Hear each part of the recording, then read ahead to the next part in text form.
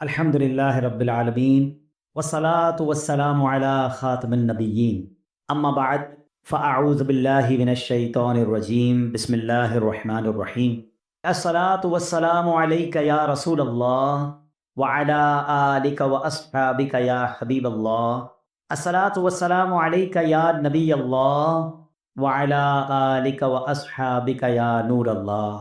درود پاک کی فضیلت پر مشتمل ایک بڑا ہی ایمان افروز میں نے آج آپ کو ایک واقعہ سنانا ہے۔ بزرگان دین نے اپنی کتاب میں اس واقعے کو بڑے شان سے نقل کیا ہے۔ ماجرا یہ تھا کہ ایک شخص تھا، بڑا نیک تھا مگر غریب بھی تھا، بال بچوں والا بھی تھا، غریب بھی تھا۔ اچانک رات کو اس کی آنکھ کھلی تو دیکھا بچے رو رہے ہیں۔ بچوں سے پوچھا کہ کیوں رو رہے ہو؟ اور انہوں نے کہا کہ بابا جان بھوک لگی ہے، کھانے کو کچھ نہیں ہے گھر میں۔ حدیث پاک پہلے سنا دیتا ہوں، پھر اس واقعے کو دوبارہ کنٹینیو کرتا ہوں۔ حدیث پاک کا مضمون ہے، میرے آقا علیہ الصلوۃ والسلام فرماتے ہیں، حدیث پاک کا خلاصہ ہے، جو کوئی شخص پریشانی میں ہو، مصیبتوں میں ہو، اسے چاہیے کہ مجھ پر کثرت سے درود پڑھے کہ درود پاک پریشانیوں اور مصیبتوں کو لے جاتا ہے۔ اب آپ ذرا غور کیجئے کہ درود پاک پریشانی اور مصیبتوں کو دور کرتا ہے۔ اب اس کے پاس پریشانی تھی، کھانے کو بھی کچھ نہیں تھا، تو اس نے کیا کیا؟ اپنے بچوں کو کہا دیکھو کھانے کو تو کچھ نہیں ہے، ایسا کرتے ہیں آؤ سب مل کر نبی پاک علیہ الصلوۃ والسلام پر درود پاک پڑھنا شروع کر دیتا ہوں۔ اپنی فیملی کے ساتھ، اپنے بچوں کے ساتھ اس نے درود پاک پڑھنا شروع کر دیا۔ درود پڑھتے پڑھتے پڑھتے اس کی آنکھ لگ گئی، آنکھ تو لگی، آنکھیں تو بند ہوئیں مگر قسمت جاگ اٹھی۔ سرکار دو عالم صلی اللہ تعالیٰ علیہ وسلم خواب میں تشریف لائے اور میرے آقا نے فرمایا کہ فلاں شخص کے پاس جاؤ اور اس سے کہو کہ جو اللہ نے تمہیں دیا ہے اس میں سے میری مدد کرو، تمہارے لیے جو دعا کی گئی تھی وہ قبول ہو گئی ہے۔ یہ شخص اٹھا اور اٹھنے کے بعد اس نے سوچا کہ جس کی طرف بھیجا جا رہا ہے وہ تو مسلمان نہیں ہے، وہ تو مجوسی ہے۔ مجوسی کہتے ہیں فائر ورشپر کو، آگ کی پوجا کرنے والے۔ کنفیوز کہ نبی پاک مجھے اچھا سلام بھی دیا تھا کہ پیارے آقا علیہ الصلوۃ والسلام نے فرمایا میرا سلام بھی دینا اسے۔ کہ پیارے آقا ایک غیر مسلم کو سلام بھجوائیں گے اور مجھے اس کے پاس بھیجیں گے؟ کنفیوز، درود پاک پڑھتے پڑھتے پھر سو گیا۔ پھر سویا تو پیارے آقا علیہ الصلوۃ والسلام خواب میں تشریف لائے، فرمایا میرا اشارہ اسی کی طرف ہے، جا کر میرا سلام دو اور اس کو کہو تمہیں جو اللہ نے دیا اس میں سے میری مدد کرو، اور تمہارے لیے جو دعا مانگی گئی تھی وہ قبول ہو گئی ہے۔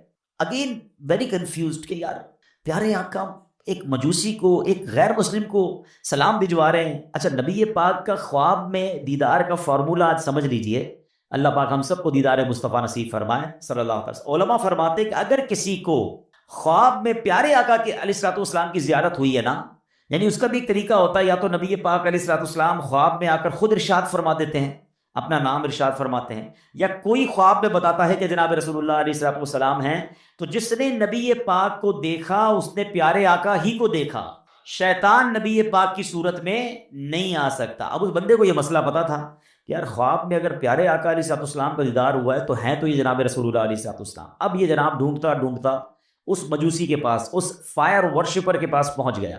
جب پہنچا تو وہ one of the billionaire of that time تھا، بہت پیسے والا آدمی تھا، اس کا بڑا سا محل تھا، بڑا سا گھر تھا، نوکر چاکر تھے، بزنس میٹنگ چل رہی تھی۔ اس نے جا کر کہا مجھے آپ سے خاص بات کرنی ہے۔ کیا کہیے؟ کہا اکیلے میں کرنی ہے۔ اکیلے میں بیٹھے، کہا ہمارے آقا، ہمارے آخری نبی صلی اللہ تعالیٰ علیہ وسلم نے آپ کو سلام کہا ہے۔ وہ مجوسی کہتا ہے آپ کے نبی کون ہیں؟ اب ذرا سنیے گا، وہ کہتا ہے آپ کے نبی کون ہیں؟ کہا ان کا نام جناب محمد صلی اللہ تعالیٰ علیہ وسلم ہے۔ تو کہا میں تو ان کو نہیں جانتا اور میں تو ان کو مانتا بھی نہیں۔ اب آپ سمجھیے گا بات کو کہ وہ کہتا ہے نہ میں ان کو جانتا ہوں نہ میں ان کو مانتا ہوں۔ کہ نہیں، مجھے میرے نبی علیہ الصلوۃ والسلام نے آپ کے پاس بھیجا ہے، آپ ہی کے بارے میں اشارہ تھا، آپ کو سلام دینے کا بھی کہا ہے، اور آپ کے لیے ایک بات یہ بھی فرمائی کہ آپ کے لیے جو دعا مانگی گئی تھی نا وہ قبول ہو گئی ہے۔ کہتا ہے اچھا تم اللہ کی قسم کھا کر کہہ سکتے ہو کہ تمہارے نبی نے بھیجا ہے؟ کہا میں رب کی قسم کھا کے کہتا ہوں، مجھے میرے نبی نے آ کر کہا ہے۔ کہا اچھا۔ اب اس کا ہاتھ پکڑا اور اپنے گھر کے اندر لے گیا۔ چھت پر لے جانے کے بعد کہتا ہے اپنا ہاتھ دو، ہاتھ پکڑ کر کہتا ہے مجھے کلمہ پڑھا اور مسلمان کرو، اشہد ان لا الہ الا اللہ واشہد ان محمدا عبدہ ورسولہ۔ اس نے کلمہ پڑھا، مسلمان ہو گیا۔ مسلمان ہونے کے بعد اس نے اپنے بیٹے کو بلایا، بیٹے کو کہا بیٹا دیکھو میں مسلمان ہو گیا ہوں، اگر تم مسلمان ہوتے تو ٹھیک ہے ورنہ تمہارا میرا آج سے رشتہ ختم۔ بیٹا کہتا ہے بابا جان آپ مسلمان ہو گئے، میں بھی کلمہ پڑھتا ہوں، کلمہ پڑھ کے وہ بھی مسلمان ہو گیا۔ اب جتنے لوگ اس گھر میں بزنس کرنے آئے تھے، لیتی دیتی کرنے آئے تھے، پیسے وصول یا بزنس میٹنگ چل رہی تھی، سب کو اس نے پتہ کیا کہا؟ کہ دیکھو بھائیو میں مسلمان ہو گیا ہوں، تم میں سے بہت سارے وہ لوگ ہیں جن کے اوپر میرے پیسے نکلتے ہیں، آج جو مسلمان ہوگا سارے پیسے معاف، اور جو مسلمان نہیں ہوتا میرے پیسے دو، تمہارا میرا کاروبار ختم۔ بڑی تعداد میں لوگوں نے کلمہ پڑھا، وہ بھی مسلمان ہو گئے۔ اپنی بیٹی کو بلایا، بیٹی کو کہا بیٹی دیکھو میں بھی مسلمان ہو گیا ہوں، تمہارا بھائی بھی مسلمان ہو گیا ہے، اگر تمہیں بھی مسلمان ہونا ہے تو مسلمان ہو جاؤ۔ اچھا بدقسمتی کی بات یہ ہے کہ مجوسی جو ہوتے ہیں نا، ان کے اندر بھائی بہن کی شادی کی اجازت ہوتی ہے، وہ بھائی بہن شادی کرتے ہیں معاذ اللہ۔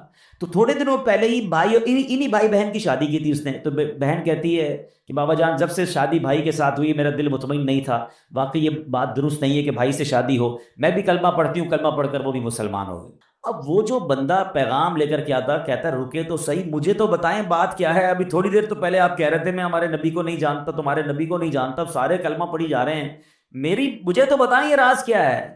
وہ کہتا ہے اب میں تمہیں بتاتا ہوں بات کیا ہے۔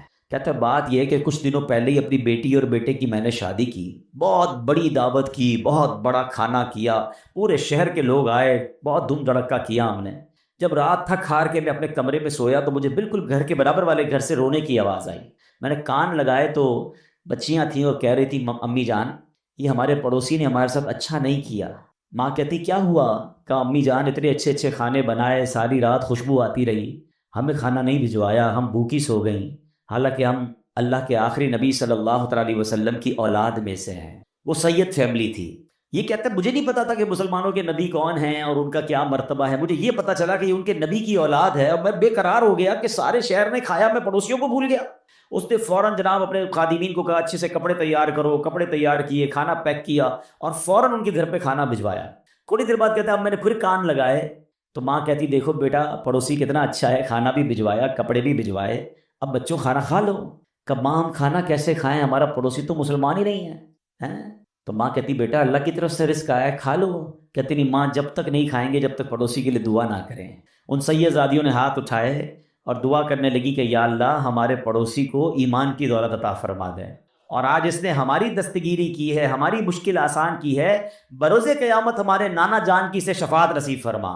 پڑوسی کہتا ہے تم نے جب آ کر کہا نا کہ جناب رسول اللہ نے مجھے سلام بھیجا ہے اور کہا ہے دعا قبول ہو گئی ہے، تو میں سمجھ گیا ہوں کہ میرے ایمان لانے کا وقت آ گیا ہے، اب میں مسلمان بھی ہوتا ہوں۔ اور سنو یہ بھائی بہن کی جو میں نے شادی کی تھی نا میرے بیٹے اور بیٹی کی، 50% جائیداد تو میں نے ان کے نام کر دی تھی، 50% اپنے لیے رکھی تھی، اب تو ویسے ان کی شادی ختم ہو گئی، یہ میری جائیداد کا 50% میں تمہیں دیتا ہوں، جاؤ تو اپنے بال بچوں پہ خرچ کرو۔ وہ بندہ جو ایک دن پہلے جس کے بچے بھوکے سو رہے ہیں وہ اربوں پتی ہو جاتا ہے، وہ پورے جائیداد کا 50% لے کر گھر آتا ہے۔ اب اس واقعے کو لکھنے کے بعد میرے پیارے اسلامی بھائیوں علماء نے بہت خوبصورت باتیں اس پہ ارشاد فرمائی ہیں۔ اب ذرا اس ایک واقعے کو اگر سمجھیں کہ مشکل ہو، پریشانی ہو، تکلیف ہو، دنیا والوں سے نہ مانگیں۔ ایک یہ بھی بڑا پرابلم ہو گیا ہے کہ آج تھوڑا سا پرابلم ہو تو دوسروں سے مدد مانگنے نکل پڑتے ہیں۔ خودداری یہ ہے کہ میری پرابلم میں جانوں، میرا رب جانے، کسی کا احسان کیوں اٹھائیں، کسی کو حالات کیوں بتائیں، تم ہی سے مانگیں گے تم ہی دو گے، تمہارے در سے ہی لو لگی۔ ہم نے دیکھا ہے جو ایک بار ہاتھ پھیلاتا ہے نا پھر اس کا ہاتھ پھیلا ہی رہتا ہے۔ اللہ سے ہمیشہ دعا کرنا اے اللہ ہمیں صرف دینے والا ہاتھ عطا فرما، کبھی مانگنے والا ہاتھ نہ عطا فرما۔ مشکل آتی ہے انسان پر، کوشش کرے کہ کسی کی مدد نہ لینی پڑے۔ اللہ اور اس کے رسول اپنے معاملات کم کر دیں، اپنے خرچے کم کریں، اپنے معاملات کو جتنا ہو سکے منیمائز کر دیں، تو کسی سے مدد نہ مانگیں۔ اور یہی اسلام کو مطلوب ہے کہ بندہ خودداری کے ساتھ چلے۔ اور پھر سبحان اللہ درود پاک کیسا وظیفہ ہے کہ پھر غیب سے مدد ہوتی ہے جب بندہ اللہ اور اس کے رسول کی طرف توجہ کرتا ہے نا۔